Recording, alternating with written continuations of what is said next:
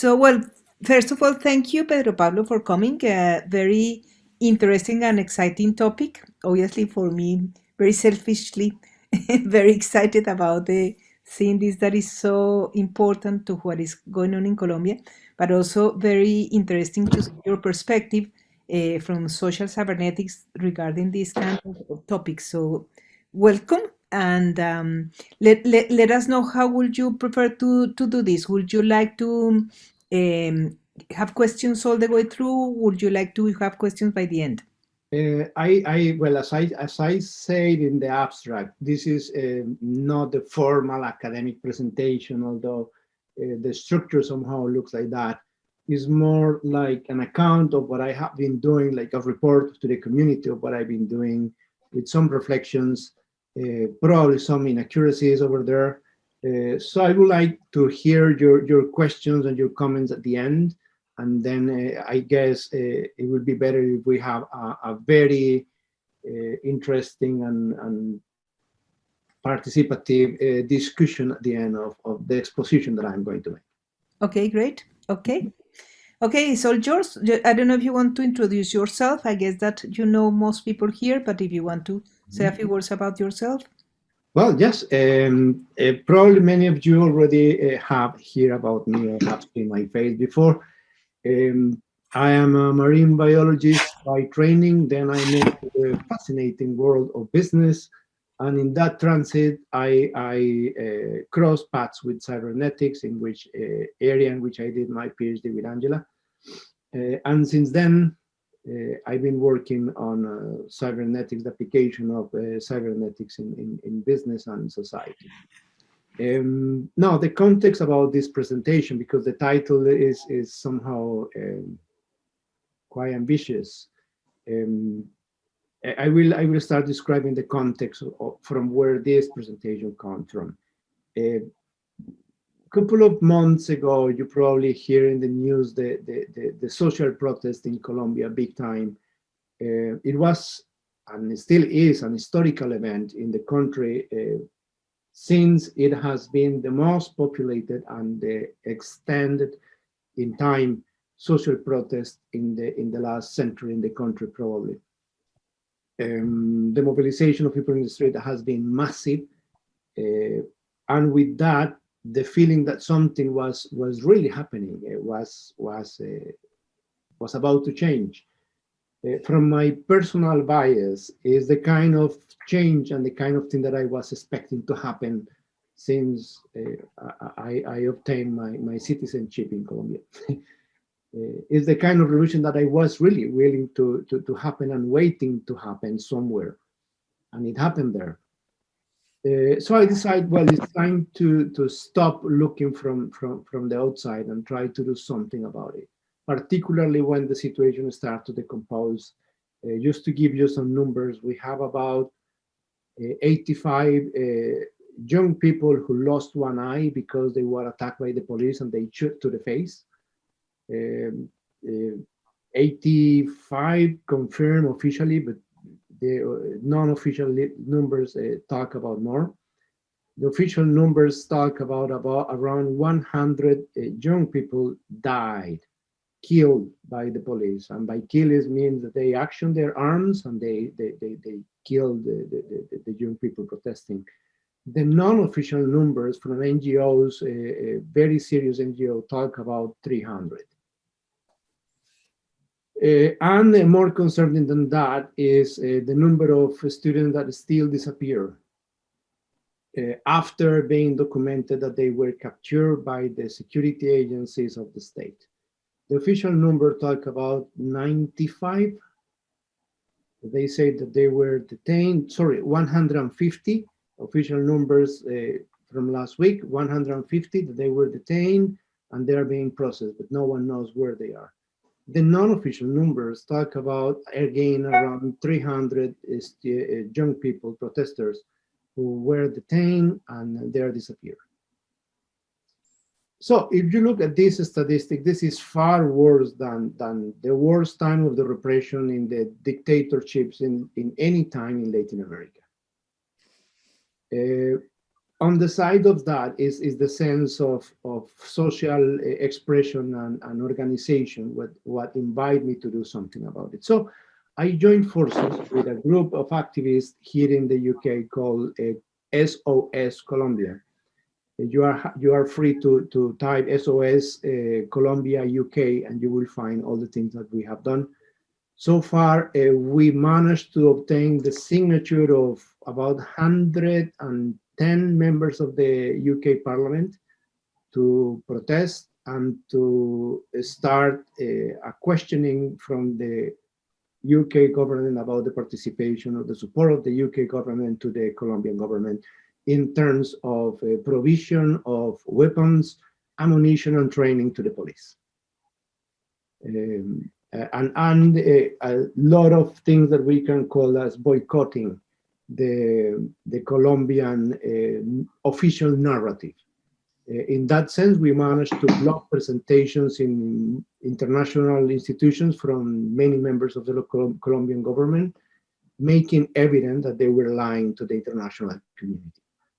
And that's somehow what I have been doing from here, being active about what was going on, but also trying to contact these young people in the front lines. I will explain the concept of front line later, on how to organize themselves better to respond to the oppression of the state. But in order to start to conceptualize that and to develop a more formal understanding of this, I start to do my research, and hence this title, The Clash of Modernism and Postmodernism in Social Activism, and a description of the ongoing case of protesters in Colombia and the weaponization of systemic tools, which is very concerning.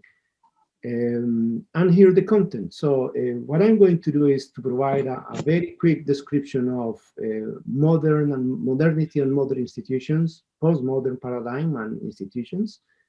From there, the evolution of the security doctrine and how that relates with the perception or the concept of the modern state or postmodern state, if you want, as well. And then the misconception of complexity and how all these elements of complexity has been misread, to say the least, at the time of acting upon the social protest from the security perspective. And then I will explain a little bit more the specific issues of the social protest in Colombia that has been developing in the last months. A description also of the state response and how wrong it is, and then a conclusion, final remarks, and the session of questions and answers. So let's start this little trip. But before, a little bit of a warning. Some parts of this presentation have symbolic meaning. And by symbolic meaning, I mean the icons that you can see in the photographies and the images that I'm using. This is one of them, for instance. It's quite a lot of symbolism over there. The second, parts of the content are focused on observations relevant to Latin America and the different ideologies and doctrines developed specifically for Latin America. Although I'm starting to recognize that it's not exclusive to that part of the world, be aware that the observations and comments that I'm making are mostly related to the situation in Latin America. And finally, a large section of this presentation contain ideological content due to the nature of the topic. And the issue of ideology I know is probably sensitive in this community or in any academic community, but at the end you will understand what is the importance and relevance of paying attention to these elements of ideology. So, if you are ready, then let's start with the journey. And I will start with the understanding what is modernity and the modern institutions. Modernity has a long story and legacy with roots back to 1500, more or less. So when we talk about modernity, we're talking a long period of time that has been with us for a long time, and from where we still have some elements remaining, no matter how much we want to say that we left behind modernity. It was with us, it left on us the imprinting of many institutions and the social architecture that we know today, and that's why we need to understand modernity. and how resilient it was and for how long it has been with us. However, it's more familiar to us the concept of modernity and the notion of the modern nation state from the classic period. And I will say we are talking about 1989 to the end of the 20th century. That's pretty much the conception that we're more familiar with when we talk about modernity, but it's the late period of modernism and modernity, if you want. From there, what we have is the notion of the republic as a political and social institution and organization, and from the republic, the social contract that comes with it, and the kind of democracy we want to. At the moment, we are talking about representative democracy. So we elect some people who will go to another place to talk in our behalf, and that is a modern institution. The other element that is important to highlight is the notion of the territory. The republic and the state happens within a confined geographical space, and is the notion of territory. And also the notion of people, and from there, society, population, citizenship, so on. The element of power, the institutions to work, they have to use and exercise power, and it has to be sovereign and legitimate. It means that it's backed up by the population or a large group of the population, the majorities, and it has to be sovereign, meaning that is somehow autonomous and it can make decisions on its own right without interference of external forces. And from there also, to make it work, it has its own instruments and institutions. We know that the bureaucracy, the use of force, the armies, but from there also the emergence of a hierarchical structure in these super bureaucracies. And that's what we have.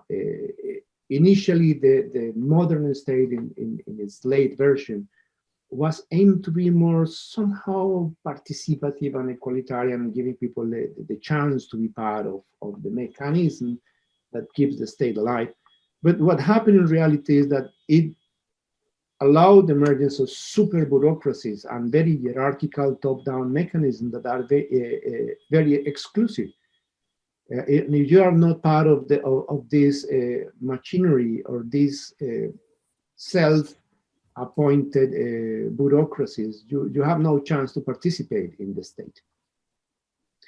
The other thing that is important to recognize there in the notion of the state and think about how it was live at the end of the 20th century, it was about the notion of a one big single or dominant story.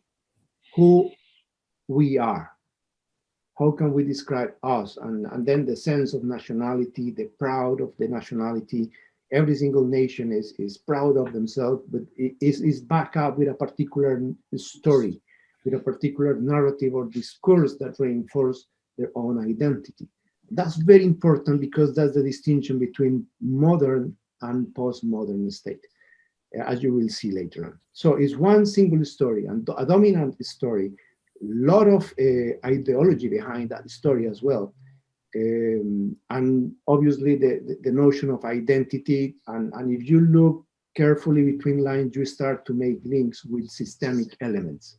We know that for social systems to operate, one of the first things that they need to be clear about is the notion of identity. And that's why identity is so important. The notion of the narrative, what is the foundational story or the foundational myth that you have to justify the emergence and the maintenance of your own identity? That's important as well, and later on you will see the link with systems thinking. And the analogy of the modern state is the machine. Is a typical analogy that you can find and that describe the modern state. It's a machine. It's a very well-oiled machine. It has a clockwork mechanism. And if you are familiar with the analogies in systems thinking, we talk about the machine, we talk about the family, we talk about the organism. The machine is the one that better describes and corresponds to the definition of the modern institutions. But then something happened. Postmodern institutions emerge. Postmodernity just start and show up and somehow start to challenge modernity and replace somehow some of the elements of modernity. And from there, we start to talk more about participative democracy, direct democracy probably, but it's a complete change. It's not the passive individual that is member of the state by giving his vote every 4 or 6 years, and then who knows what is going to happen. With participative democracy, we aim for the postmodern institution and the postmodern state wants citizens or members of the population to act directly on the decision making and to change the way of the decision making. It has fuzzy borders, and it comes hand to hand with globalization. So this is the discussion there when you draw the line that make the distinction between modern and postmodern institutions or postmodernity. Many authors say that postmodernity started in the late 80s. Once the Cold War ends and the new paradigm of globalization starts, then we start to talk about the postmodern paradigm and the postmodern institutions related with the state. And one of the realities is that there is not a single or clear definition of the territory. So we have fuzzy borders. And the European Union is probably one of the best examples of that. You know? By fuzzy borders also come fuzzy sovereignty. So it's not the state deciding what is going to happen within its territory. You have multiple institutions having influence on what you are going to do within your territory. Again, the legislation of the European Union affecting the local regulation in every single state in the Union, but also you have very powerful NGOs that are more powerful than states.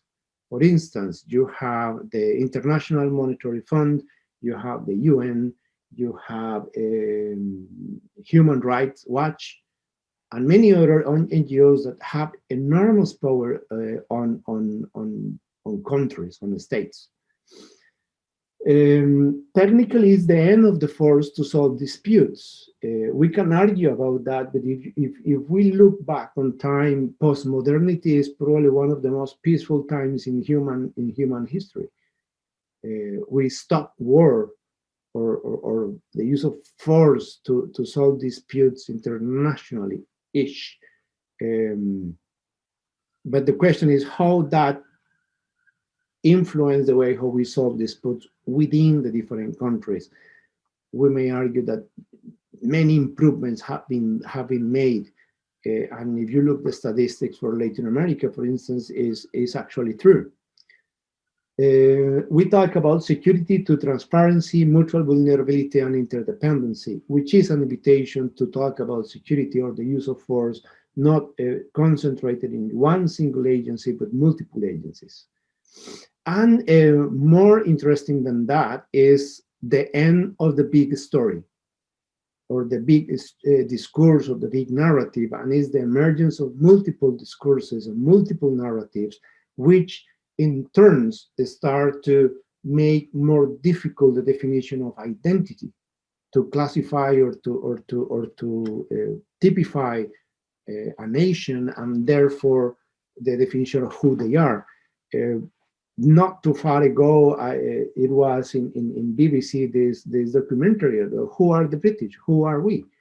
And they couldn't find a clear definition of who we are in terms of identity, because different origins, different backgrounds, and different views of who we are and which are the values and the discourse and the narrative that describe the British. So at the end of the documentary, actually was a series of programs in BBC. After 5 programs, they couldn't come up with a single definition of what is the British identity. 4 different nations brought together with people from pretty much every single part of the world living here and being part of this society. So what is the discourse, the narrative? It's not there. And it's happening everywhere. What is the discourse? What is the identity? What is the narrative? What is the foundational myth in every single country. You cannot find a clear story pretty much anywhere. And even if the story exists, it's being challenged. And that's one of the characteristics of postmodernism and the postmodern paradigm and the crisis of the institutions in postmodernity. We are not clear about who we are, so how can we decide what we do? And from there, all the problems with governance and administration. And the analogy that better describe the postmodern institution is not the machine, but the organism. And here you can see all the links that you can make in your minds with systems thinking and the way how we understand and analyze things. So if we have a clear difference between the modern institution and the postmodern institution, the modern society, you want to put it on those terms, and the challenges coming with the postmodern society, then we can talk about the security doctrine. The security doctrine, as modernity, has a long journey that crosses through the story of modernity, the development and implementation of the notion of the state, nation, because they need to control the territory and so on. And it has different forms, starting but not limited to the bourgeois state and its institutions.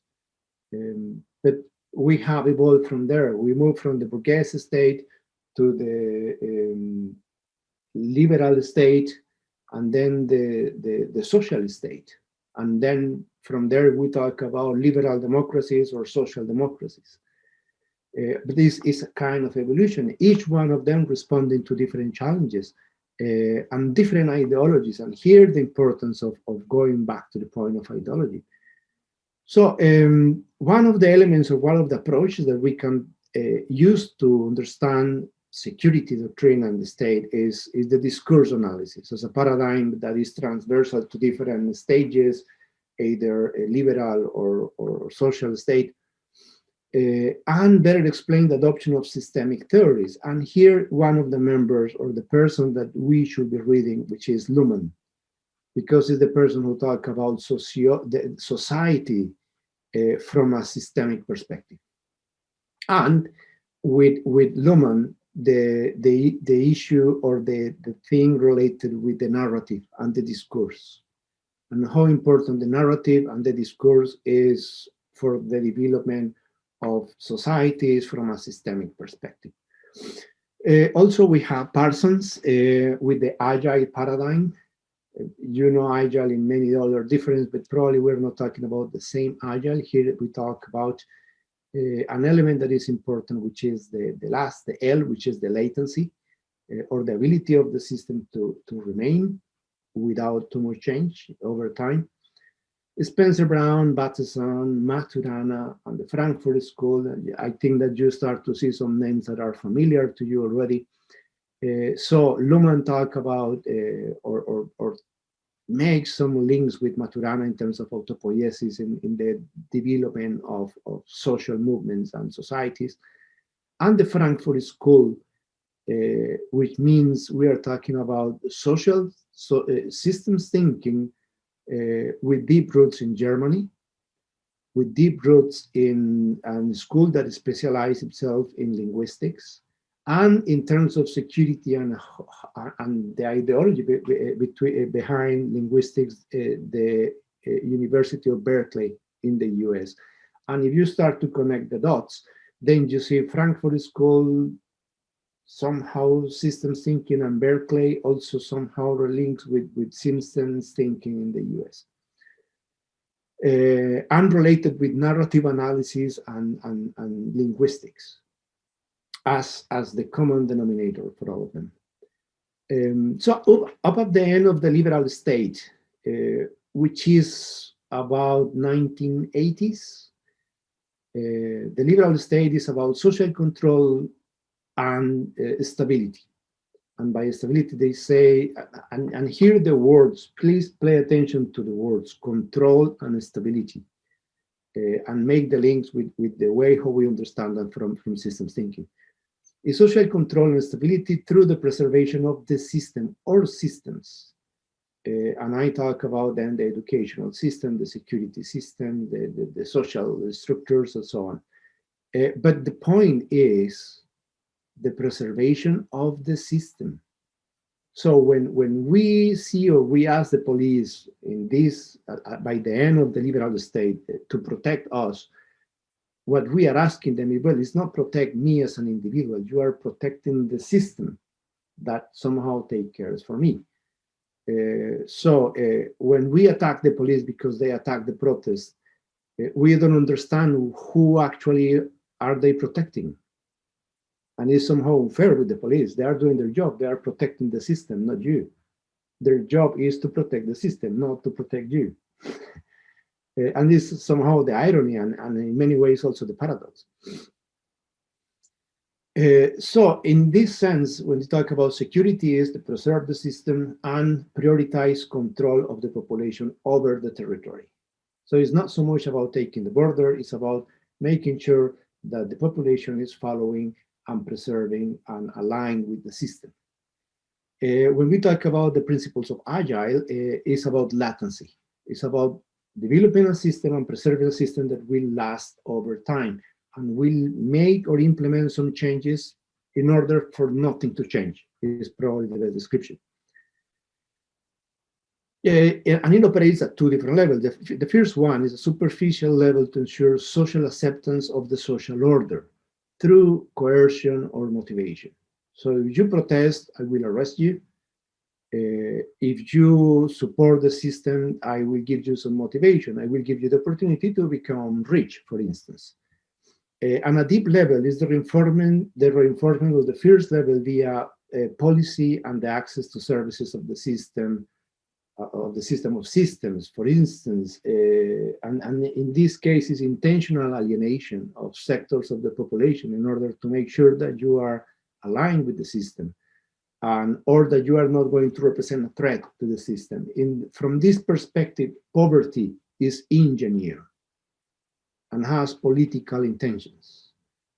And probably one of the last, talking about this with politologists, and going back to the issue of the happy times of Mrs. Thatcher, if you are aware of that, the fact that she closed the mines of coal in the north of the country was a political sanction. It was a restriction to social systems, to a particular sector of the population as punishment, just to make sure that they will not protest again. And instead of using your own coal, you start to buy coal more expensive from Colombia. But that was the political intention, and it was because she was preserving the system. It's awful, it's horrible, it has horrible human consequences, but in terms of security, under this ideology, was the right thing to do. So in this sense, security action will allow to promote change if nothing changes.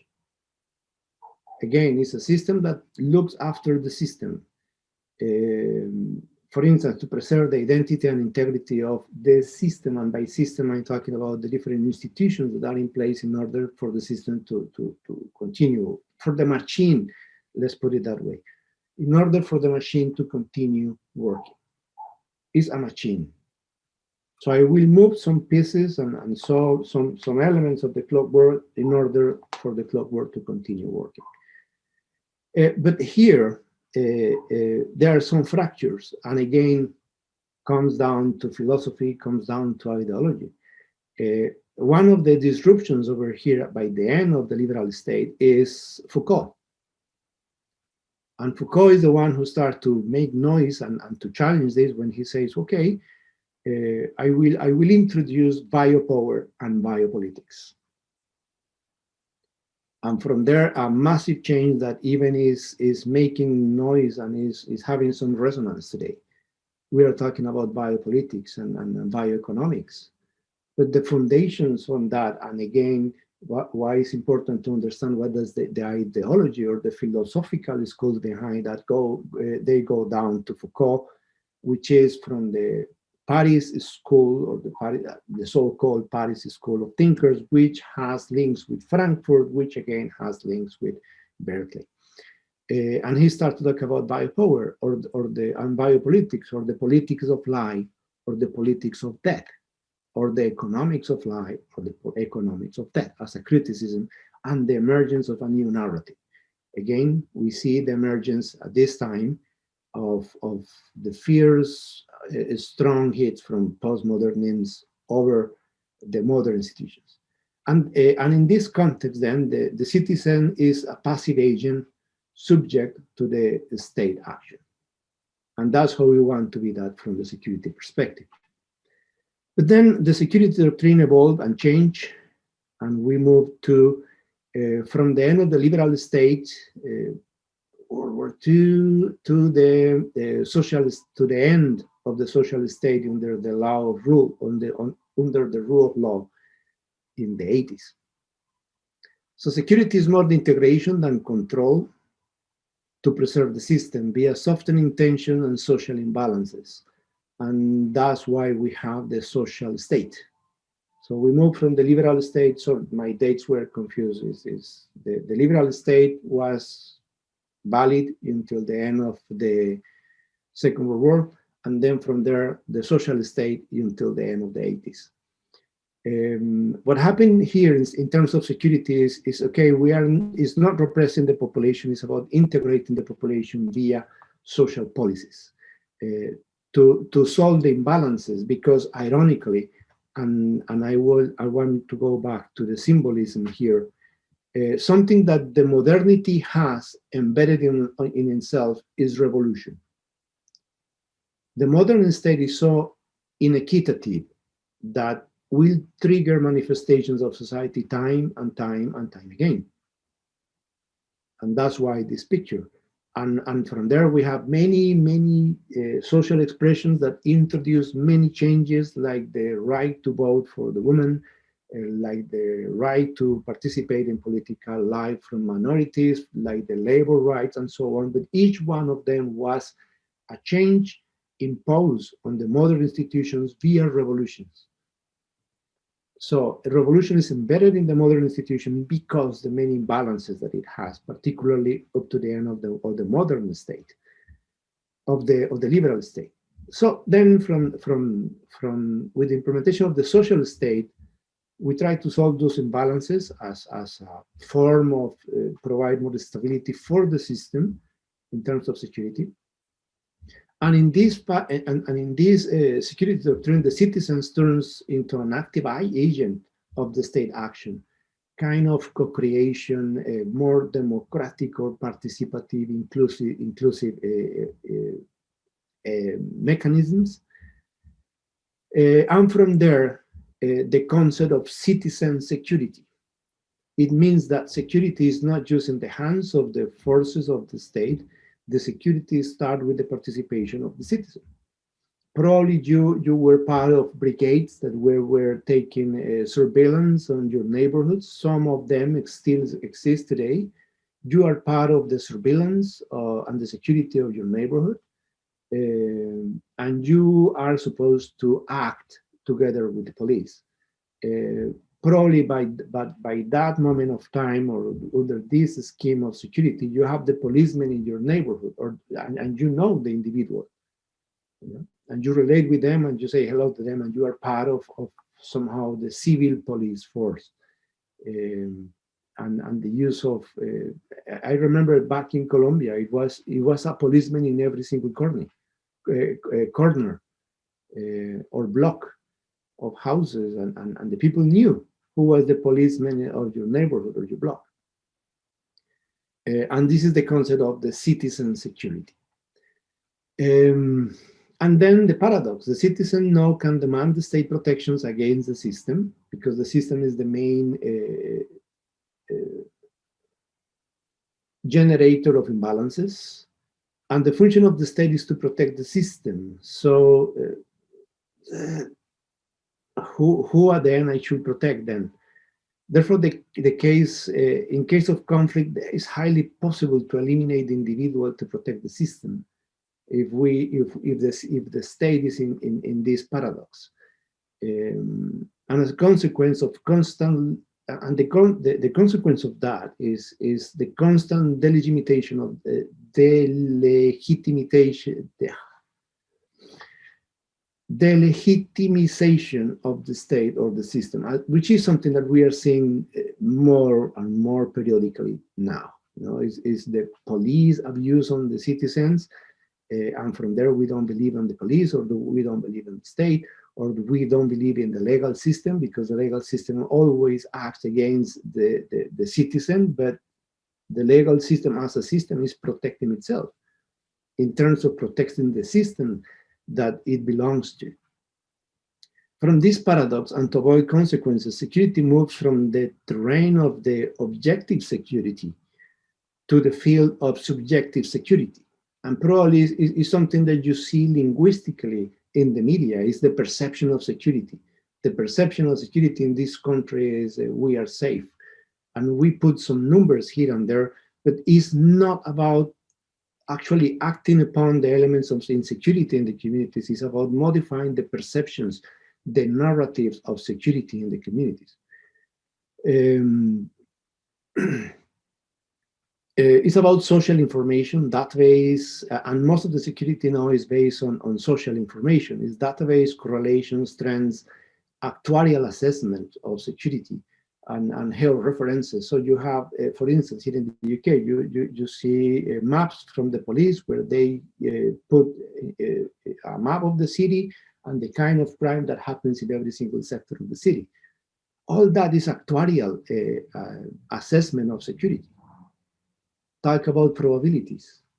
Which are the chances for you to be assaulted in a particular place of in the city, and so on. It's about trends and the introduction of the notion of risk. But it turns to be technocratic. Yeah? It's about the notion, it's about the probabilities, it's not the actual boots in the streets. It's about the management of information. And in the field, is more about real-time data collection via the community police, which is the centralized centers of security. If you talk about the Colombia, we talk about the emergence of the CAIs, which were like micro police stations distributed in every single neighborhood or section of the city, which is the centralized centers of security. But these measures are overwhelmed by the increasing social imbalances. And from there, the collapse of the social state, and particularly the narrative of the social state from the perspective of security. And the incapacity of the state to understand and to manage social protest, which is not other thing than the reaction of the social imbalances generated by the same system. And then we move to security doctrine, more contemporary view, the state of resilience. Keep an eye on the words and how they start to appropriate some words that are typically used in systems thinking. Resilience now. This is a document from the British government, as you can obviously see. The state of resilience from a security perspective. And it starts from the late 80s, and I think this is even an ongoing document now. Growing concern on the environment is, and by the environment I mean the global context, and its uncertainty. And if something has been proved to us in the last probably 5 years more than ever, is the element of uncertainty. We don't know what is going to happen in this planet anymore. The emergence of the resilient approach to security. And here, the problem with the use of concepts coming from system thinking charged with ideology and the ignorance on ideology, which is even more critical or problematic. The official recognition of interdependencies, and the consequence of that is multi-agency. We talk about here in the UK and in many countries of Europe, the total defense systems, which is not other thing like a crisis room, where you have representative of every single agency or member of the government that is relevant to security. So you have, for instance, in the case of the UK, you have the health system, you have obviously police, you have the army, but you have the representative of many other institutions in the total security defense system. It made evident the end of geography. And this is interesting because as it become more evident, the lack of control on the territory for the state nation. In the case of Colombia, probably one of the most accurate descriptions is that one of the problems is Colombia is that it has more territory than a state. And it challenged the notion of a state that we are bringing with us or carrying us from the modern description of the state. So it's the end of geography when we talk about security.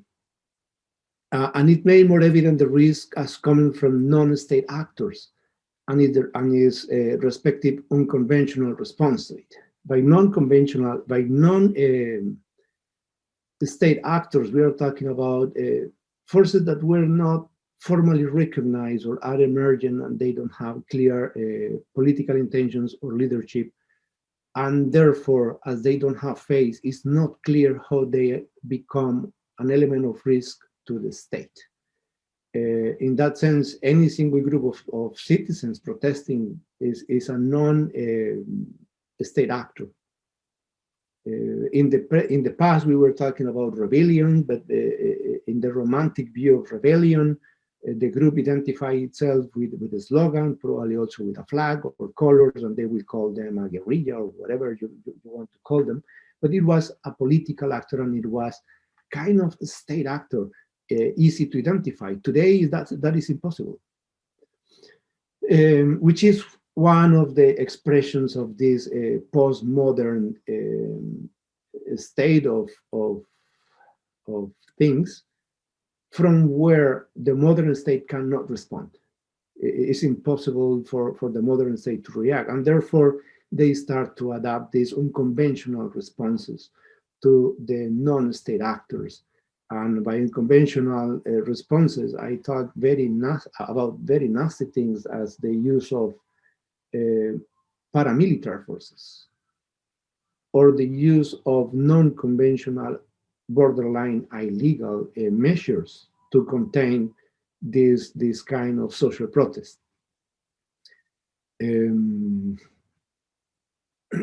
Emphasis on the protection of assets, infrastructure, institutions, and people in that particular order. So before, from the modern state, from the liberal state, it was about protecting the system. Then the social state is about protecting the system using the people to also be part of the element of protect. And from this uncertain, global, no geography related notion of security, it's about protecting assets, infrastructure, then the institutions, and eventually at some point we will protect the people. And the emphasis is in the protection of assets, which completely changed the structure, the police, and the function of security forces like the police, and justify and explain in many ways why they cut resources for many police forces in many countries. It's because we don't need too much people to protect assets. In the past, when we were supposed to control population, we were in need of massive armies. But now, let's let the people take care of themselves. We will concentrate on assets and infrastructure and institutions. Back to the school of management. Then here we have the mention, and one of the leaders of this is the Copenhagen School. And they came out with the concept of securitization analysis. It's a security speech within which an actor presents an issue as an existential threat to a particular object, promoting immediate and extraordinary measures to secure. The Paris School adds the speech of political agency, audiency, and context. And from there, on this securitization analysis, what it means is one of the ways in which these immediate and extraordinary measures to secure or to provide secure and guarantee the resilience of the system is through the speech and the political speech. And it means the creation of a narrative that will somehow contain the risk. And from there, the extensive use of social network analysis, narrative analysis. It started in France I mean, the Paris School in France is probably the one who started to use narrative analysis in social networks more than 10 years ago in order to provide elements for the management of security. And social network analysis, it comes with the 9/11 and institutes related with the University of Berkeley, and they create the very first piece of software, which is our organizational risk assessment, to use social network analysis for anti-terrorism. And that's from where this thing comes from. But here's the problem. Here's the mess. What concept of resilience? If everything is about preserving the resilience of the state, what concept of resilience are we talking about? We can talk about resilience from the material science, which is the capacity to bounce back. But is that what the state is doing? Is back to what? Back to the same old structure? Back to normality? But what is normality then? And that discussions are not being made in any circle of security, and definitely not in systems thinking communities. If resilience is core to the new narrative of security, what is the concept of resilience that we are working with? Or we are talking about resilience from the systems thinking, which is resilience as the capacity of the system to absorb disturbance, undergo change, and retain the same essential functions, structured identity, and feedbacks. Is that how the state should respond to any threat in terms of preserving its resilience? In this new definition, then, we absorb the disturbance and we change, preserving our identity, which is problematic already in the postmodern paradigm, but at least the system provides some room for change. Or is the complex adaptive system definition of resilience in which the capacity to match the new circumstances and focuses on the ability to maintain the core function of the system, even if the system structure may change or even collapse in the process, which is something that many countries are asking for. And then resilience is, okay, this definition of resilience is one that will fit the bill in terms of the social demands. So if the policy now for security is resilience, what is the definition of resilience and how flexible is going to be to accept and to embrace the demands of society? And the fact that we are not having this conversation, not in the circles of security, and definitely not in systems thinking, as far as I understand, is concerning, to say the least. And with that, I want to bring attention now to the case of not just Colombia, but many countries in South America having social revolt or social explosions at the moment, or in the last year at least. And then it's related with a misconception of complexity, and particularly the role of social protest. And the risk here is the use of ideas coming from this gentleman, Felix Guattari, which is the Paris School, and you can start to connect again the dots, the Paris School, the Frankfurt School, somehow Berkeley, somehow Copenhagen, driving the speech or the evolution of security and the different interpretations and ideologies around the concept of security, particularly when relating with systems thinking. A little bit of background for Mr. Guattari. He was an observer of the student protest in the summer of the 68 in Paris. No leaders, no clear agenda, no clear objectives. It couldn't be any more postmodern than that. No leaders, no structures. We want to change, but we don't know what kind of change.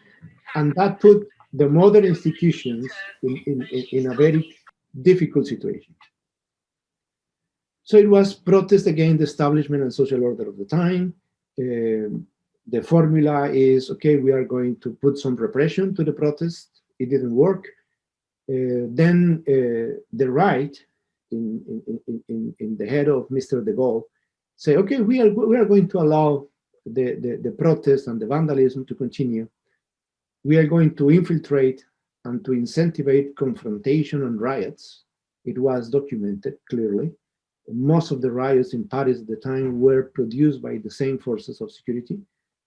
And then when the riots peak, by popular request, we will send the army to restore order. And from there, the formula on how social protest has been managed was created. We need to identify the revolts, we need to isolate the leaders, contain and neutralize those individuals. And by doing that, the social revolt will end. And we will need to justify the use of force by incentivizing vandalism. In most of the cases, we train people to infiltrate and to actually trigger violence in many cases. And from there, the emergence of the theory of social panic, which is typical response, and it was part of the ideology of the late modern state. If you remember that part of the presentation, the response to social protest is linear, is like a formula, is like making a cake. You have revolt, you allow violence to happen. If it doesn't happen, you trigger some elements of violence to justify the use of force, blah, blah, blah, blah, blah. And the thing is to generate some sort of panic. And the management is clearly linear and mechanistic in many ways. But then you have people like Foucault, Derrida, Guattari, and Guattari particularly is such a character, because what I'm going to talk about in a couple of minutes comes from his development and his exploration of psychotherapy, organic chemistry, communism, linguistics, economy, fluid dynamics, and embryology. What a combination! It could be more postmodern than that, and more French than that. Incredibly complicated. And he came with a concept which is the dissipated molecular revolution. In this concept, he embraced many elements of self-organization without mentioning self-organization.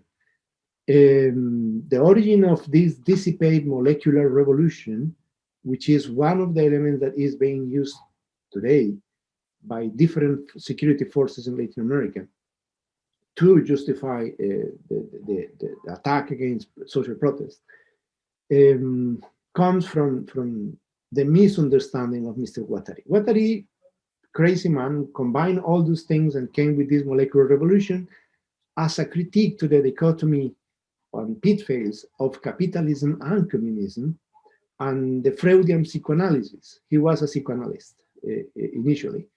So he was not happy with the Freudian psychoanalysis, which is highly individualistic, and therefore he introduced the schizoanalysis, coming from schizophrenia, and the practices of group therapy rather than individual treatments, and the individual emancipation via micropolitics. Or by emancipation is individual changes in behavior, and micropolitics is individual changes in micropolitics, in your micro behaviors, let's say it that way. How do you relate with your community, with your neighbors? And if that happen in a particular way, using analogies as principles of chemistry, fluid dynamics, and embryology, you will end becoming a complete different person. So he used terms as molar and molecular. So it's the molar revolution, or the molar institution, and the molecular revolution. But let me go back to chemistry, because again, the use of language here is very, very precise, in a way, coming from a French philosopher. If you have a group, a box, let's say, or a jar with some chemical elements, these elements will start to react with each other. And at some point, you will start to create molecules, combinations of different elements with other elements. They create molecules, chemical molecules. And if the number of molecules is somehow uniform, and is large enough, you will have a mole. In chemistry, a mole is the number of molecules that weighs 1 gram.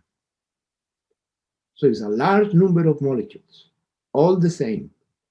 And he refers to moles to talk about the standard established institutions. The society in all its uniformity is a mole. The political establishment, as it is a mole.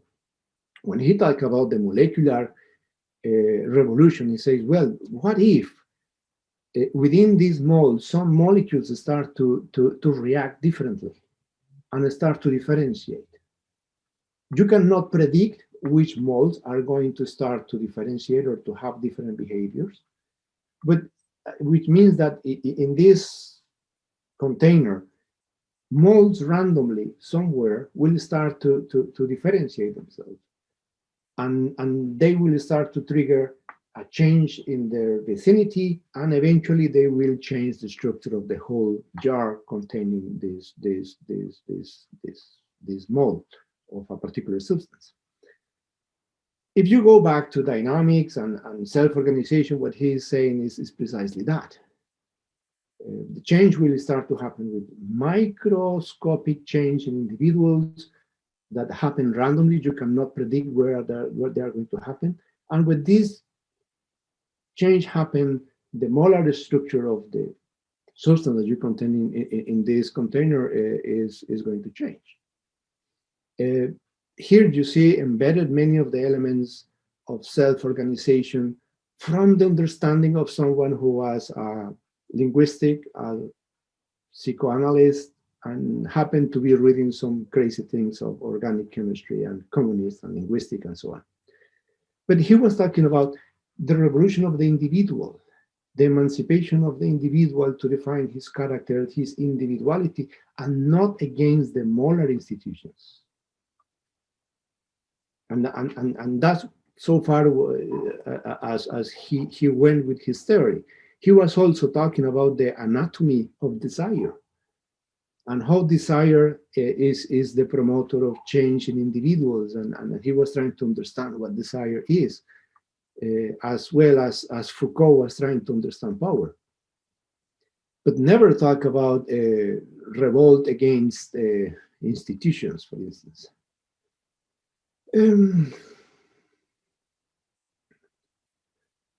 But then things start to happen in a very weird way. The evolution of the notion state and the concept of security is still rooted in modern ideologies and structures. It's still fixed in something that was relevant probably by the end of the Second World War, but not anymore. And since the 90s, postmodern and beyond, whatever is coming after the postmodernism, ideas have challenged time and time again the ideas and the structures of modernism and the modern institutions, which has been challenged as never before.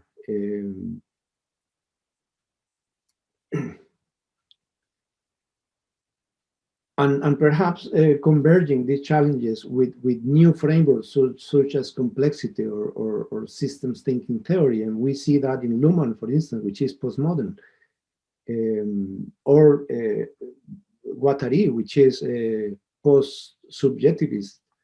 One of the elements that seems to be at the center of that is self-organization, for which I'm talking about social movements, is the need of critical mass. I mean, a revolution or a social manifestation doesn't happen if you don't have critical mass.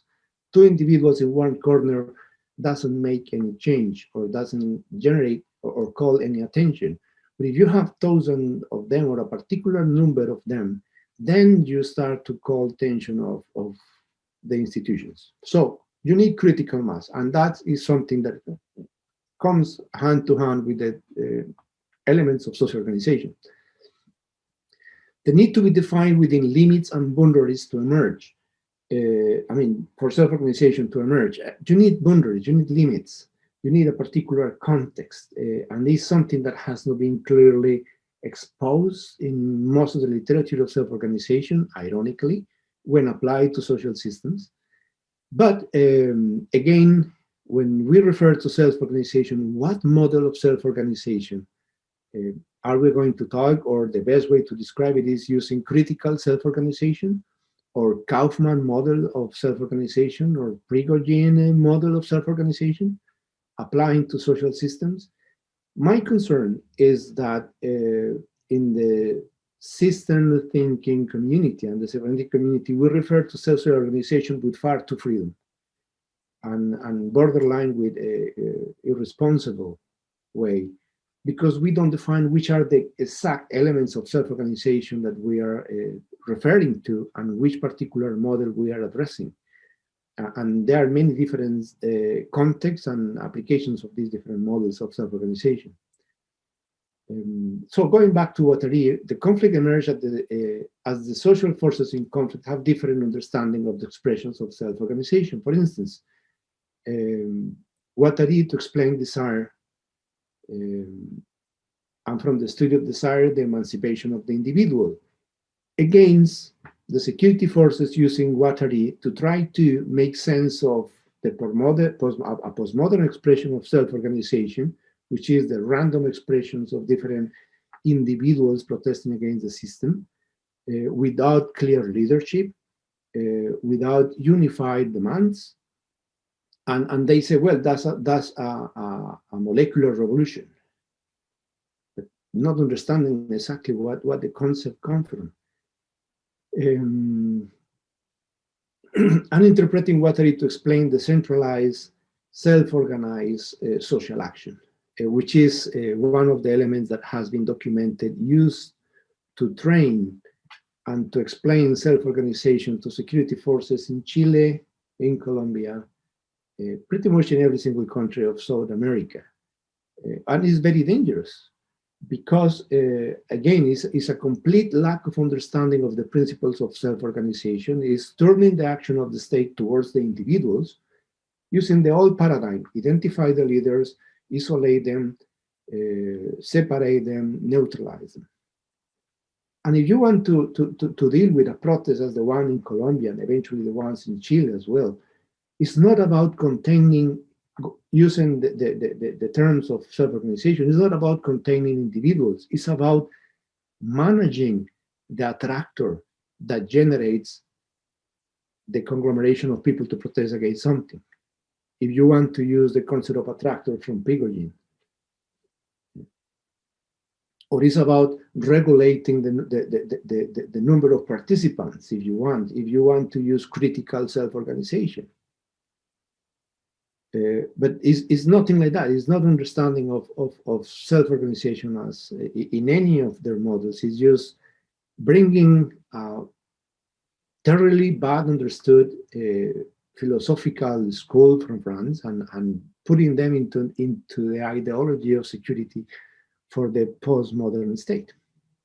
So the case in the social protest in Colombia, probably something that you may know from the media. A new tax reforms adds to the already big pile of unattended social issues and social inconformism and trigger a social explosion. The social explosion was a citizen expression born from the emotions and feelings. That's very important. And from there, many different emotions, many different feelings generate many different narratives around the explosion or now the social claim. If you interview the people protesting and you ask, what are you protesting? Pretty much every single individual will tell you a different story that they are protesting about. In reaction, a great impact in the face of a reaction of great impact in the face of abuses, the disinterest of the elite and the political class and technocratic government that produce exclusion. And what you see for over a month was this: a massive amount of people going to the streets, the protests from the police, and characters like this one, the Joker, if you see that, and with all the symbology around the Joker, cannot be more beautifully expressed to describe what was the emotion, the feelings, and the context and the content of the different individuals and faces in this revolution. Talking about how it was managed. It was the most diverse and multitudinary protest in the story of the country. It definitely had some sort of critical mass. trying to build links here with self-organization. So that is the critical mass. It's going to build upon something that later on will be some sort of a strange attractor, if you want to say that. The state response following the classic model, send the police. The protests organized to protect themselves and other protests.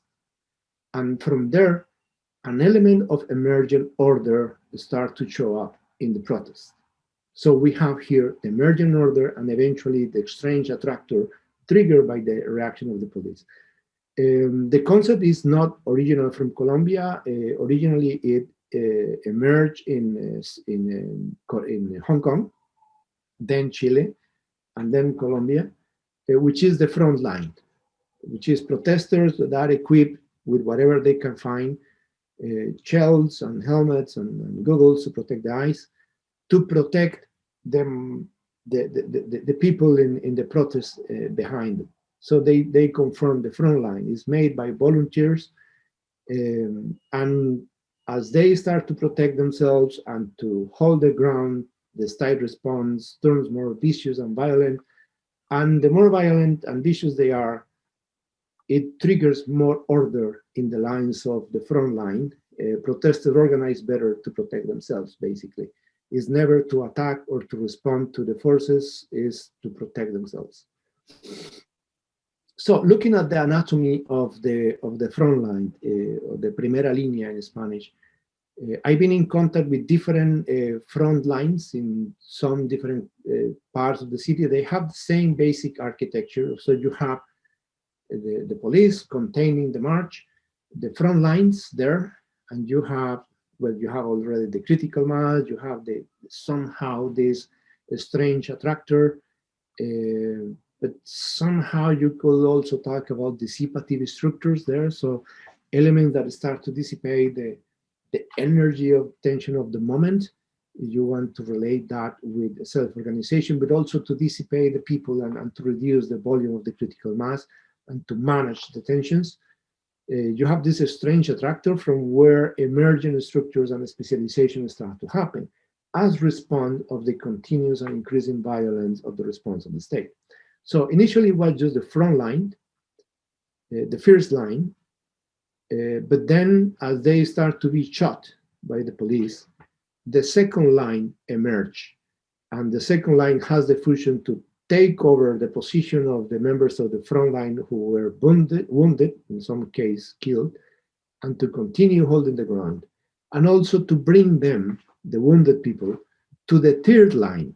The third line is medical services, all from volunteers, who will provide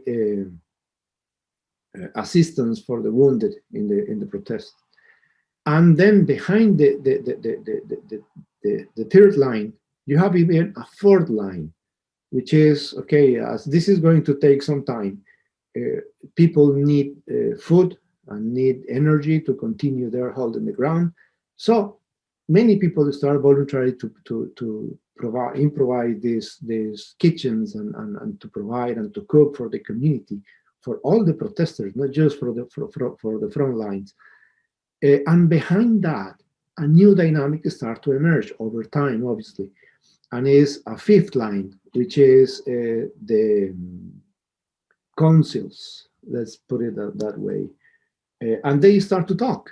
Okay, we were here, we were protesting. There is a very diverse number of reasons and motivations to protest. Let's talk about them. And they start to organize, in most of the cases, in a very festive and happy environment, but they start to create this sense of discussion, communal discussions, the generation of a set of petitions formally, but still not leaders. There is not a single leader. All the members of all the different lines are volunteers. They develop elements of quick networking within the ranks and the lines of the protest, and internationally, and nationally, different front lines in different cities, and then internationally. The beauty of that is that they took control on the discourse and the narrative or the agenda setting of the protest. as never before in the story of Colombia, particularly, the narrative of what was going on was not in hand of the state. Every time the security forces of the state tried to explain what was going on, their own version of the issues, very quickly were overwhelmed by the communications and the media generated by the members or the people in the protest, nationally and internationally. And in that way, the legitimacy of the state was undermined. You are not legitimate, you are not recognized, and you don't have even a single discourse or narrative to explain what is going on. It's not credible. And every time you try to come up with a story, massively you were overwhelmed by the response of the protests nationally and internationally, going to the point that the key poppers from Korea managed to block and boycott every single official statement from the Colombian government in the social media.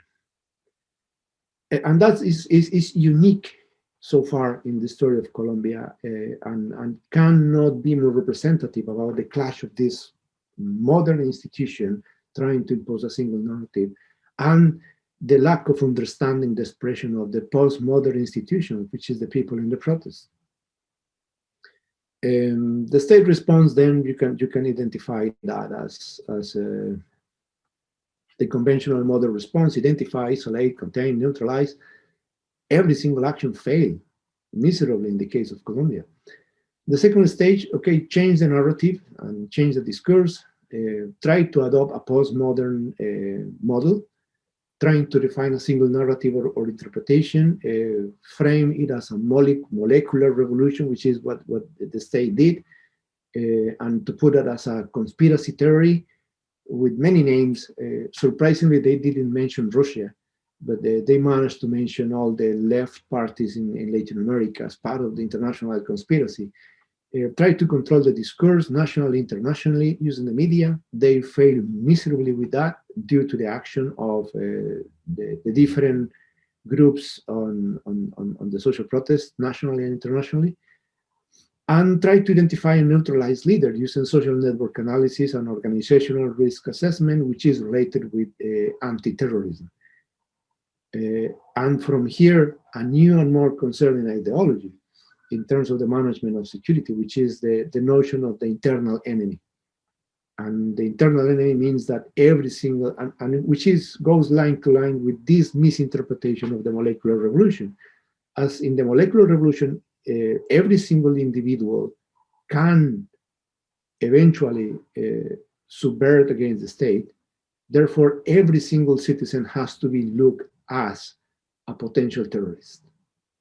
And that's the level of paranoia that is going on due to the lack of understanding of what is going on from the modern perspective of the state. And these ideologies that have been provided for the training of security forces with complete lack of understanding of the underpinning principles of system thinking behind them. But as I said, everything failed because it used postmodern tools in a modern platform. It doesn't understand the clockwork mechanism driving self-organization. It is not through the contention of individuals, for instance, it's through the regulation and contention of the source of energy and the attractors that you can manage a kind of postmodern expression or revolution. And that's so far the analysis and the reading that I've been doing. I'm still working with some groups in order to provide more elements of a structure of how they are operating, aiming to formalize their interaction with the security force and the state, ultimately, in order to reduce the tensions as they are evolving now. But what is concerning also is how many different tools of systems thinking, and particularly cybernetic, has been weaponized in terms of being adopted by security forces under the, let's say, more contemporary views of what security is. The first one, probably you know that already, is Meta Command Systems, or which is the system of information of the Department of Defense of the U.S., which is a copy paste of the VSM for communication and control in the security forces of the U.S. But it's not the only one. There is a list of other different elements, and with this, I guess I will conclude my presentation. The strategy, the state security weaponizing concept and tools related with systems and complexity. Example, Watari and molecular revolution, which is through a very poor understanding of what self-organization is. However, the lack of understanding of the underpinning concept and mechanism is forcing postmodern tools and concepts to fit the mold of modern institutions. They're forcing those postmodern things into structures that are not fit for purpose. Let's put it that way. And this misunderstanding is concerning because they are packed with ideology, and not understanding it and not understanding the mismatch of different ideologies with the core and soul of the structure or the concept of systems thinking tools is acting, is generating even more tensions. Things to be concerned of and to be looking at. The VSM and total defense systems have been documented already. Its use in the UK and Norway, but the total defense systems is a narrative and is a model that has been growing in the international arena. Therefore, I will not be surprised if we start to find more use of the VSM and total defense systems in more countries. The use of Professor Bester's system dynamics to model war games. It was made by Germany initially to decide not to go to Iraq. The second one is also have been used by Canada, and I have some information that this dynamic system, particularly the Professor Bester related with Malik, has been used in the UK or is under study by the UK, not so sure about the US. VSM to design police surveillance. It has been done actually the development was made in Colombia and it was sold to the UK and Mexico. So it is being used by the police. The VSM to design multi-agency response to security in the US. There is a paper recently made about it. The VSM to optimize tactical response of military operations in multi-level operative scenarios in Colombia, big time, is undergoing. The social network analysis and narrative analysis to study, develop, control the perception of people in crisis scenarios is practically used worldwide already. Social network analysis as counterterrorism worldwide already. And the one that I expose in this presentation, which is self-organization through the hands of Guattari and his molecular revolution to design anti-terrorist response in the scenarios of social protest. Big time in Latin America, but I am aware that is being also studied and used in the US. So that's my review, and I think that that's all I have to share with you, and from now on, I am open to your questions and answers.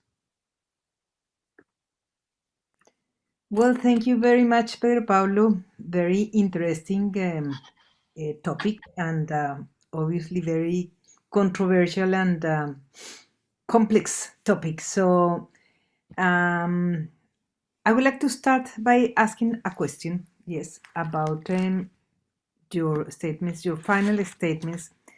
It wasn't completely clear for me when you said, for instance, that in Colombia, in the Colombian case, you were saying that the protester narrative overtook the official media narrative, and but I didn't understand what do you mean by that? What do you mean? Because what I have seen in the media has been that the opposite. What I have seen in the media, in the Colombian media, is that the narrative of the government that all the protesters are vandals and that this is all vandalism and all that seems to be the one that everybody in Colombia believes is true rather than the other way around. So what do you mean by that? Well, it depends on which are the media that you are looking at and which is the audience that you are measuring. Something that is absolutely a fact of a fact that it has been measured is the audience of the official channels of communication, aka TV, unofficial channels. They are the ones selling that narrative. But if you look at alternative media with far more audience than the official channels and official TV, the narrative is completely different.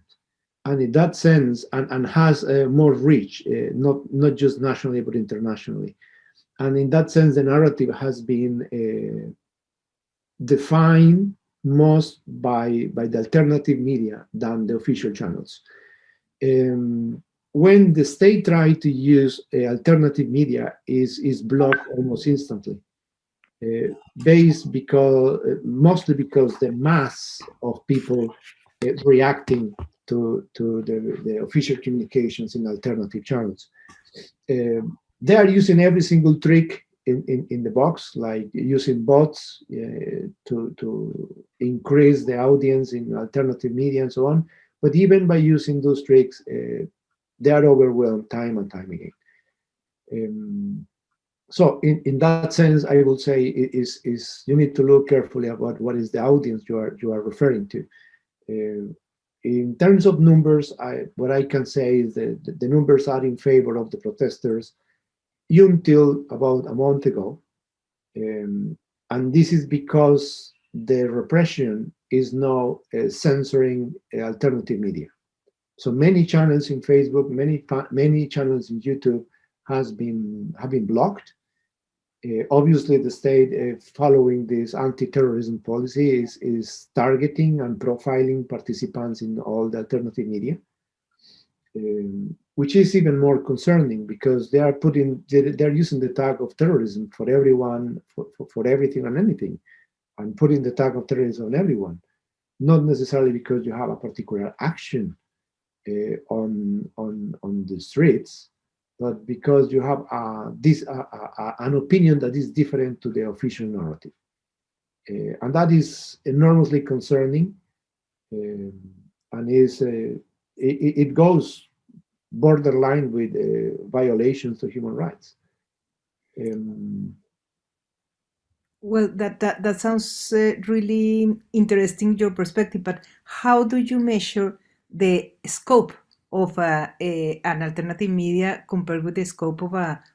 Well, there are the metrics. You can see the metrics on YouTube, you can see the metrics on Facebook, you Just can number see, of people watching or what? yeah, and the locations. Yeah. Okay, but in that respect, have you done a comparison? Are you aware? Can you say that with data that there is more Um, audience in alternative media than traditional one? Yeah, I have been looking some numbers, and very quickly, particularly at the beginning, the first 3 weeks of the protest, the numbers were skyrocketing in alternative media, and the number just went down when the government started to shut down some channels. Okay. All right.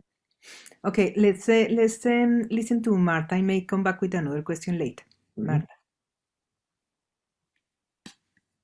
you are muted. You are muted. Yeah. Thank you. Thank you, Pedro, for this presentation. I'm very much I have some difficulties, and I found like 60%. I understood about 60% of the presentation, but let me tell you that here I live in Colombia, and I'm seeing that what you're proposing is something that we are needing in this an initiative, which is looking for this revolution to come from the civil society, but not in a protesting way, but in a proposal way. Of course, helping the protests and being coherent with them and participating, but putting our efforts in really how to do that reconstruction.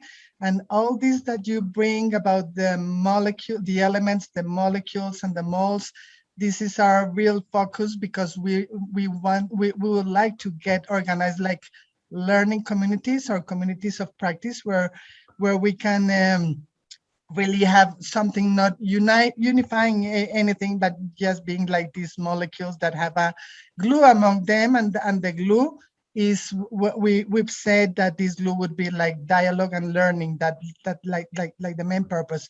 Anyway, I think that the revolution and your subject about security is so important. We at Minganet, which is this a network of networks, that they agree to get together to work from the examples from their practices on life care. Those we are caring live with caring natural reserves, and we have agro-solidarities network and seeds network all around the country. We're starting, I mean, we're inviting them to develop, to construct this kind of agreement, and that's it. It's an agreement, and that's why I'm here, and I'm with Angela and John and all these things, but because I've always tried to look under the viable system model to get to know really how to get organized. And we have not organized yet, but we're working organically. But we're really saying, okay, let's take one subject, and our subject is food sovereignty.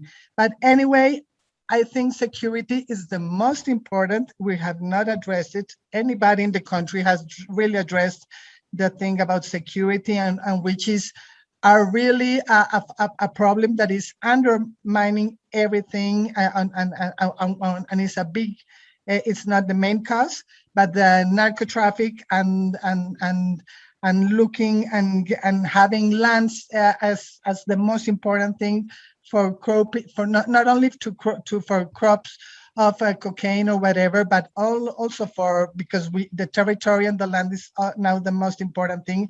And when capitalism and looking for money is the main thing that all our system is looking for, I mean, that's so difficult to really get to talk about food sovereignty or whatever if we don't have security in our country and in anywhere. So my only question is that if you would like to get to talk with us, because we're really we need a lot of help in developing these conversations, because it's really about that, about these conversations. Jane has joined us at some conversations, and also, of course, John and Angela have been always in these conversations about Minganet. We've been like 5 years ago, having these conversations and trying to get organized, but having no money for such we need a platform, a technological platform. And so these are things that we can really talk later, but at this point I will leave it and really ask you if you would like to help us in some way. Yes, I definitely will help in whatever you feel that I can contribute. But you touch base in something that I consider is important, because we are very ill-informed, and it's the notion of security, as you mentioned. We talk about security, we need security, but what security? Remember the paradigm, and you can see that in the narrative from the official narrative. It goes around the protection of infrastructure, the system, and then eventually people. In the case of Colombia, you see the official narrative is a big scandal because one bus station was damaged. There is not much about 100 people losing an eye because they were shot in the face, or 100 students killed at plain sight by the police forces without provocation, or 300 students or individuals disappear, and at this point we don't know where them. So it's more important one piece of infrastructure that so far 500 lives somehow badly affected. And if we don't understand what is their perception of narrative, the dialogue that eventually we will need to have, we as civil society with the state, is not going to go anywhere. We need to understand what is in the mind of the others. And we need to understand which are the multiple narratives that we may have as social as a postmodern civil society, in opposite to an unidimensional narrative of security from the state. If we don't solve this clash of modern and postmodern institutions, we will not have a chance to dialogue and exchange opinions. Yeah. Yeah, but that's always also a critic that I would like to say. I don't know if it's a critic, but it's something like that. That this first line, which are the most courageous of all, they don't they don't really represented all the discourage of all the country. I mean, they were people from, I think, I don't know, with a very basic needs, and they the revolution also always, of course, comes from them, because that's where the point is. But there's so many discouraging all around the country, but then they are asking for the proposals, and the proposals, that's the important thing. How are we going to work on the proposals, because they don't really have them. Yes, and in that sense, I need to say, I've been talking with different front lines in different cities, and what you see is that every single front line has a different request, and is composed by a different, it has a different composition in terms of members. Although in all the cases are volunteers, the backgrounds are completely diverse and different if you compare one with the other. Their level of organization and articulation is also different, and in that and the level and the kind of request is also affects different levels. Some of the requests can be solved locally. Some others will need the intervention of the central state if the political will exists. But the point is that they need to articulate, and they need help, which is what I have seen, in order to maintain the critical mass nationally, and in order to consolidate one single list of petitions, if you want, understanding the different levels of requests that they have, some local, some national, and define one single identity, which is another thing that is incredibly difficult in this context, because the challenge is to create a single identity, respecting and embracing the plurality and the diversity of these different lines, in order to be able to. But still, it will be with these groups on the front lines. But then there's all the requests of all the country, and they are really getting organized, starting with universities and all these things, trying to build and the peace. All the peace groups, many of them are bringing, for example, an exercise that they did in Chile for this big conversation for the ways for the new constitution, for that. They're also applying this in Colombia right now. Some group, a peace group, is doing all these things. So there's also a lot of conversations. So that identity, a national identity, which in this case territorially would be needed. But what's good is that everybody's talking about that. So that's good. So but yes, we need to really make these proposals of not being fragmented, because we're losing a lot of energy and we can be more scale economies on this process. But again, I mean, the key point is to recognize and to really understand who do you need to talk with, and it is a state that is trapped in institutions that are coming from modernity, and they operate under the paradigms of modernity. They need a face. They need an individual to have the conversation. They cannot understand a movement without faces, or a movement without leaders. And for as long as we don't understand the language that they talk, the conversation will be very difficult. Yeah. Yes, I saw Brian and then Javier.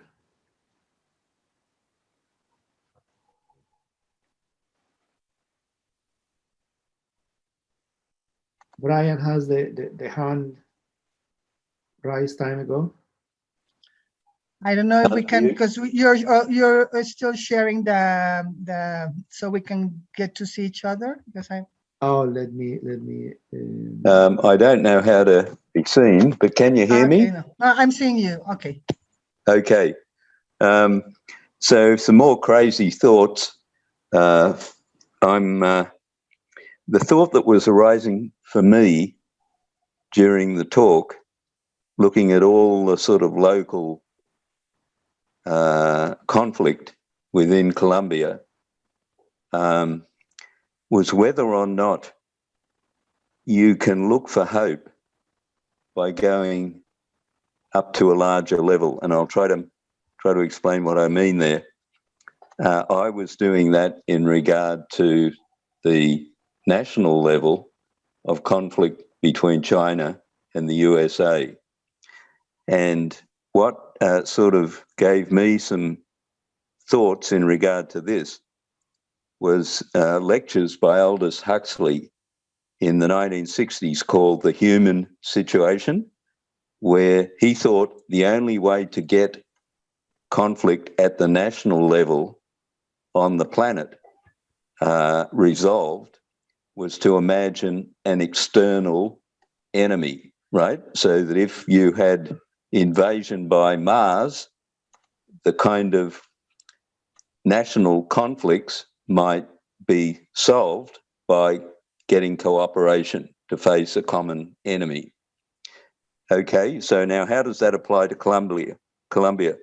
Well, before I go to Colombia, we kept just going through a case where we've got an external enemy, have we not, with the virus? Are we having any sort of conflicts being resolved? It seems to me we've got a greater degree of social compliance, at least, than maybe we would have hitherto thought of. In Australia, everyone's wearing their masks and everyone's trying to fall into line in regard to the lockdowns, although there are some, disquiet, but still people are sort of doing the right thing on the whole. Likewise, in some of the other countries, more surprising the compliance than would have perhaps been thought hitherto. And then the next case where a kind of an external enemy, like the virus is an external enemy, it's kind of Martians, isn't it? It's an alien, force. The next external enemy, of course, coming up behind the virus is the climate. Gaia has turned angry in the Anthropocene, with the terrible raging bushfires and the floods and all the stuff we're familiar with. So is it conceivable that external enemy might also bring about cooperation, right? And so the local conflicts might somehow be resolved by going to a higher level rather than just playing out the dismal examples of history where you have parties like the citizens in conflict with the governments. Is it conceivable that there might be an outbreak of cooperation in the interests of just surviving on the planet? That's my thought. Yes, I see some elements that are interesting in your comment, and I will touch on some of them. In terms of security, the notion of national security emerged in the 60s, in the peak of the Cold War, and particularly for Latin America. And later I will make some comments on the context that you provide for Australia. In the context of South America, given the lack of an external force becoming a threat, what was imposed was the notion of the internal enemy. As the subversion or the communist invasion will come from the inside. And under that particular mindset, every single individual is potentially every single citizen. Imagine that. Imagine the implication of that. Every single citizen is potentially an enemy of the state. That's the internal enemy. And the way to identify the internal enemy is because they express their opposition to any single policy emerging from the state. So if you oppose or you protest, therefore you are the internal enemy. Therefore, you will receive all the elements of containment from the state, either the police, or you will be segregated, or access to some of the services of the state will be denied for you because you are the enemy internally. And that evolved obviously in a vicious manner over the time. But that's where it comes. Now, talking about how a threat can bring society together. Again, I will use the analogy or concept of self-organization, and I hope not a single member of the security forces is listening these ideas because I'm giving them ammunition. But if you understand properly the concept and the clockwork of self-organization, it's not by repressing the people who you will solve the tension. It's actually by giving to the critical mass a dissipative structure. The confrontation is doing nothing else but adding more energy to a situation that eventually will self-organize, and it will end in a way that no one will like.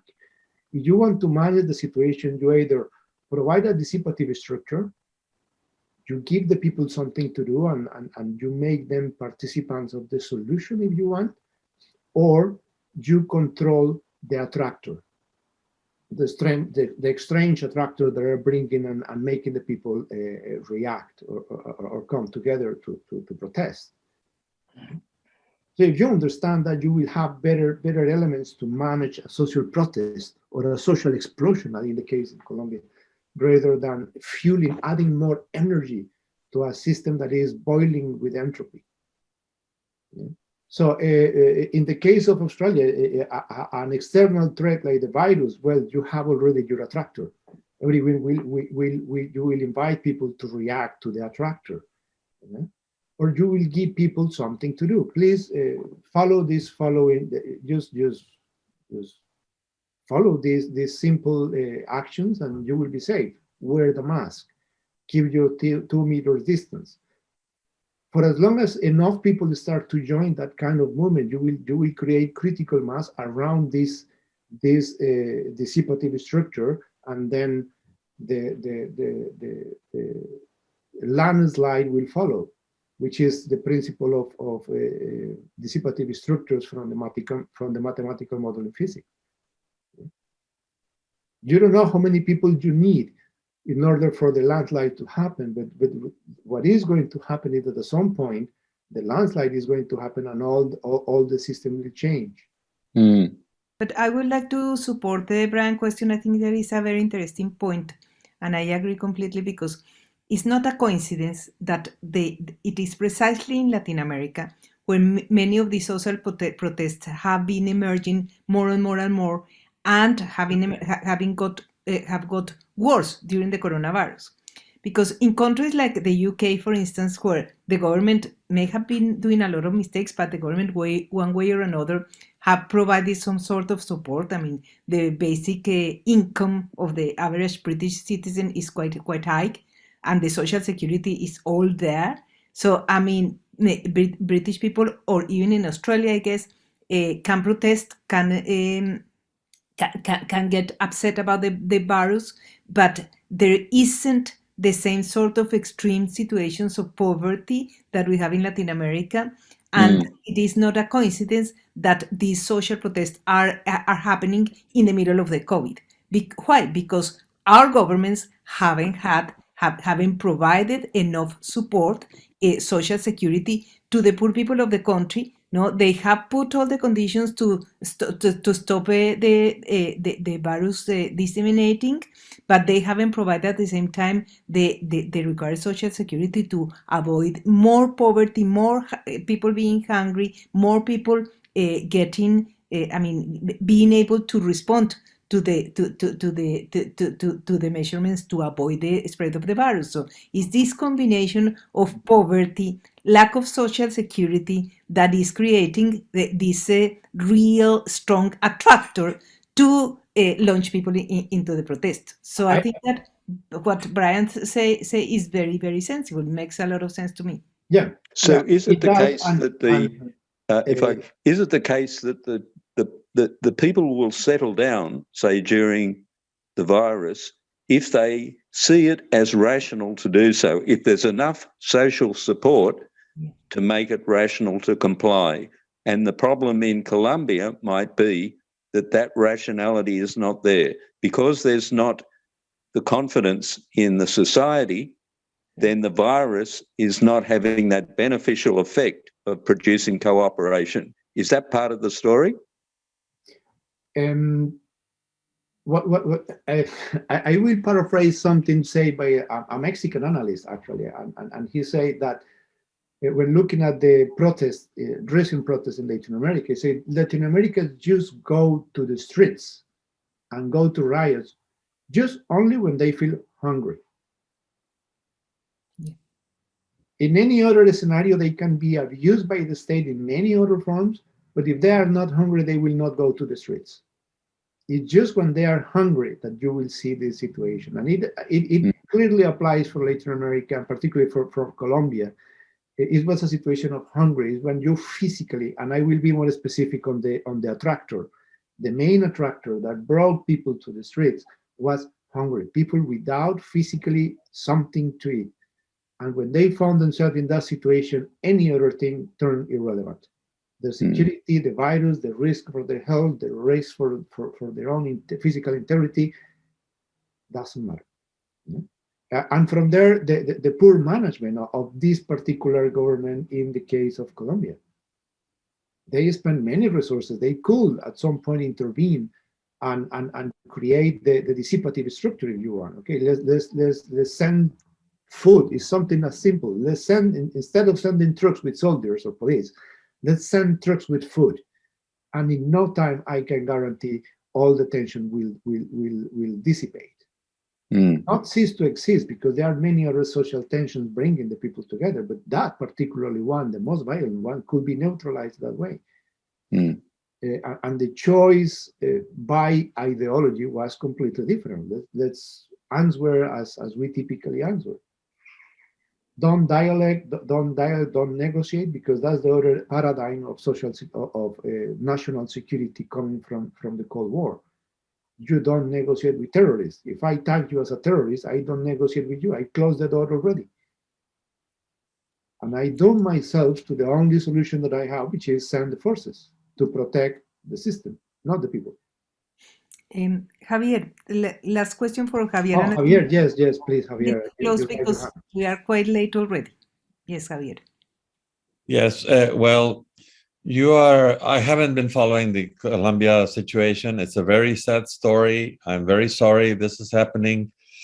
But I want to turn the situation to us as a group, okay? A question for you, but it's meant for the whole group, okay?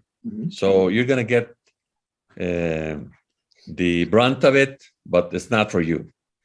The question is, do you think that we, as a group, have failed to take our message of the benefits of the viable system model towards better and good management, or not? Because it's been 20 years since Stafford died, and I don't see that we're getting anywhere. You just mentioned probably 10 examples of how the VSM, some of its lessons have been used for security, for defense, for other types, even for repression, if you want, okay? But not to build a better form of government, okay? I think that the state is a valid, the nation state is a valid recursion level, okay? And it will defend itself even if it's very stupid and very ignorant as an organization. And it will kill a lot of people, okay? And people that promote these insurgencies without having a clear idea of who they are, what they want, and everything are just suicidal, okay? And people that guide them to do this should be ashamed of themselves, okay? Because as you said yourself, a system which is stupid, like the governments we have, has no way of setting a dialogue with people that don't have a leader, don't have a cause, are not proposing anything specific. They just want to tear the system down. And I can understand why people want to tear the system down, because the same thing is happening to Mexico in a smaller proportion. We have an idiot in the presidency. We have totally failed with the vaccines when we should have prepared. We had more than a year to prepare, and we're not even able to administer vaccines. We are really very bad, okay? Not as bad as probably what's happening in Colombia. But then the question goes to the following. Stafford eluded in involving security as one of the systemic functions of the viable system. And I have discovered this, I know this, and I have tried to convince people that we have to give security the same importance as we do identity and planning and execution and operations, the other 6 elements. And we have refused to do that. So what happened? The Chilean experiment failed because security was never considered, okay? So it failed. It failed because you are provoking a system and you don't mind turning it down when you're not convincing people that your system is better. So now the question is on us. Are we as a metaphor, doing the right thing? That's my question. Whew. Well, maybe I would like to that's a good response. That's a good response. We don't know. In Switzerland, one occasion, we drafted a proclamation, the St. Gallen manifestation or whatever it was, manifesto, but we have not followed with a group position on anything. I know many people here are doing many very valuable things. Everybody is doing valuable things, but on our own. We are not involved as a group in having a, let's say, public political position or whatever. And I think it is time that we do something like that. Do you agree? I will say that yes, in many ways, because we have been so naive as a group and in the theory and other literature of VSM when talking about issues like power and politics. It's like we intentionally avoid the topic. And these are 2 dimensions that are very human. They are embedded in human society. And in that respect, I guess that the person from systems thinking that start to embrace those hot topics is women. When talking about systems thinking and sociology or social systems. And from there, I guess that we should be more influential. We should be more risky at the time of talking with and embracing and getting involved with conflictive and eventually critical situations.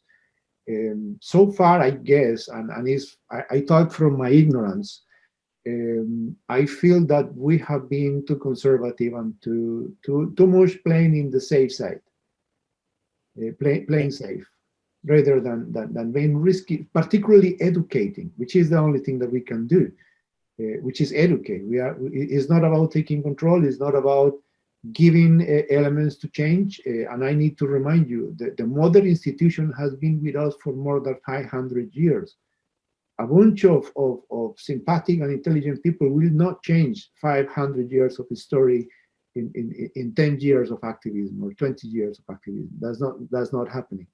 What we can do is start to educate and to create the foundations for a new narrative to emerge, if you want to put it that way. Okay, Well, thank you very much. Very nice. We'll talk later, you and Yeah. I, okay? Well, I think that the questions that Javier is putting is a huge question, and I mean, my response to your question, Javier, I think that well, the Metaforum is still a very small community. We are only 200, 300 people. And even if we have had a lot of coherence and consistency for the last 20 years, we still haven't had, let's say, access to power like people in the armies, people in the main states, and so on. And it's not a coincidence that people with power and money are the ones that are taking the lead in using the VSM. And we're going to see actually one of our next Metaforum webinar is on the 29th of September, and is going to be given by Pam Sidelko, who is precisely another PhD student of mine who have been using the VSM with the DEA and in the international fight against narcotics. Yeah, and she has done a very nice work, and it is through her that I have learned, and through other PhD students in Hull University that are also related with the British Army. And I've learned about the interest of the British Army, the intelligence, British intelligence, the North American intelligence, and so on in the VSM. So it is true what Pedro Pablo reflects. And it is not a coincidence. We have had this discussion before, since the times of the Allende in the 1970s. We've only learned recently, and you, Javier, was the one who informed us, no, on how relevant the VSM became in the underground, no, for the security forces. But for goodness sake, I mean, they have far more money and budget and resources than we have in this little community to make the best use of these theories. These theories are in the public domain, and the ones that take more advantage of the theories are the ones that have more resources to do research. So, I mean, in that respect, we are in an imbalance. And it's not easy to say, okay, let's take control, let's have more impact, because we don't have the amount of resources and networking and so on that these institutions have. But it is an interesting question what you pose, and I think that it will be good if we come back to that question later on. Hopefully after the conversation with Pam next time, we may come back, because it's like the two sides of the coin, no? The sides that Pedro Pablo is putting us, can we support public protest, how we can support people, how we can support this change of narratives, and the size of the security forces, how can we support what they will call terrorism, anti-terrorism, how we can support avoiding public protests, and so on. So it's the two sides of the coin, and really interesting to continue this debate. Yeah. From there, I think one thing that we should be vigilant and should be more proactive on it is to debunk and it's a technical word, bullshit happening with the use of systemic tools in security forces. Because by the misunderstanding, the misreading of those theories, security forces are doing horrible things. I mean, I don't judge them; they are doing their job. But the principles of self-organization are being packed with ideology that is extremely dangerous. The systemic tool, as you say, the literature is there, but if you pack systemic tools with ideology, and particularly something that is not particularly nice, what you create is you transform the systemic tools in weapons that can act against the best interest of a nation, not to mention humankind, and in a very effective way, and no one wants that, I guess. This is a topic that I would really like someone to come and talk to us a little bit more about the weaponization, I don't know how to pronounce it, weaponization of systemic tools, because it is true, and no doubt that the use of social media in particular, and these concepts of self-organization and distributed control, taken in the grown hands, can be extremely dangerous and have very negative effects in terms of peace and democracy, and even, as Brian was saying, in terms of climate change and reacting to in a more positive way to the way that things are happening. Yes, Javier. Angela, one more thing. Invite Yanir Baryam, because he is one of the experts of using the VSM and requisite variety for security forces that they call the immune system of the world. Okay. Will you invite him to talk to us? Okay. Do you know him? Can you make the invitation on behalf of the Metaforum. I don't know him. I've heard him when I was in Cancun. May give a conference, and remember that I Yes, I talked know. about. Yeah. Okay, so I'll try to find him. Okay, Okay, thank you. Yeah, and see what I find. Okay. I would say something, Yes, like Marta. to say something that is really, I endorse this idea of Javier of really how to have this group to have some ideology and a clear way of proposing the application of all these tools. And so that's an invitation not to only consider the actual institutions helping them for change, but also for the social new groups that are coming, and how can we give them tools in order to get organized. And I don't know if we can find these tools on the BSM, maybe not. That's one question I have, but that's my search, my where I'm looking, what I'm looking for. So please consider that. Okay, thank you, Marta. Well, thank you, everyone. Thank you. Just a very this is just a very quick point. Maybe we should have a meeting like this without a big presentation, but just take a topic like this and spend the whole hour and a half or 2 hours we've done today discussing it, rather than having just this very cramped discussion at the end. Maybe we need to put a whole session just into discussing this issue. I think it's a very good idea, and we should consider that, because for the rest of the year we have only we're gonna do only one webinar a month, yeah, till the end of November. So we have only 3 webinars left, and I haven't started organizing the agenda for 2022. So it could be nice to sort of come up with a new idea like this, like creating a kind of round table with topics that are very, very interesting to all of us. So I mean, I welcome any suggestions in terms of the agenda for next year. So that sounds like a really interesting thing to do. Brian. Could I briefly mention the GIU, the General Intellect Unit? They're working their way. This is a group of young Marxists, I think. They came to the Metaforum in 2018, some of them. They're working their way through the brain of the firm, chapter by chapter. All their talks and interactions, their inquiry group, are on archive.org. You can download them. And if you want to discover this thing called the VSM, go to the youth. They're engaged, they're keen on it. It's tremendously heartening. Would you please send us the link, Brian? Yeah, I'll send it to you. Put it in the chat, maybe you just put them. I'll send it to you via email, and you can send it out to the group. Yeah, okay. I will share it with the group, but that sounds like a really interesting point. Thank you very much. Suggest they become Berian instead of Marxist. Right. Vamos a seguir lo mismo, qué bruto. Okay, well, thank you again to everyone, and welcome to Donald that haven't been with us before. Very welcomed. And anyway, we'll see you again, hopefully on the 29th of September with Pam, okay? So thank you. Okay. Bye-bye. Thank you. Bye. Marta, I just send you my contact information. Okay, thank you. I'm getting it. Gracias, Pedro Pablo. Okay, well, Bye-bye. the next one. Okay. Take care. Bye. See you on the weekend.